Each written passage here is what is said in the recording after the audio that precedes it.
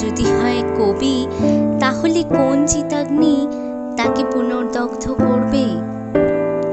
বিচ্ছেদ ছাড়া কোনো প্রেম পূর্ণতা পায় না, একথা শুনেছি চিরকাল। 22শে শ্রাবণ মানেই আমার কাছে সেই বিচ্ছেদের দিন, রবি ঠাকুরকে নিয়ে মগ্ন থাকার দিন। 22শে শ্রাবণ শব্দটাই ভীষণ ভয়াল দর্শন, দেখলেই বুক কেঁপে ওঠে। বিচ্ছেদ তার শানিত প্রচণ্ডতা নিয়ে উপস্থিত আছে শব্দটার মধ্যে। একটা শীতল ইস্পাতের তরবারি যেন জাগ্রত আছে, একটা নিষ্ঠুর শব্দ, বাঙালির কালো দিন। বুদ্ধদেব বসু সঙ্গ নিঃসঙ্গতা রবীন্দ্রনাথে লিখেছেন,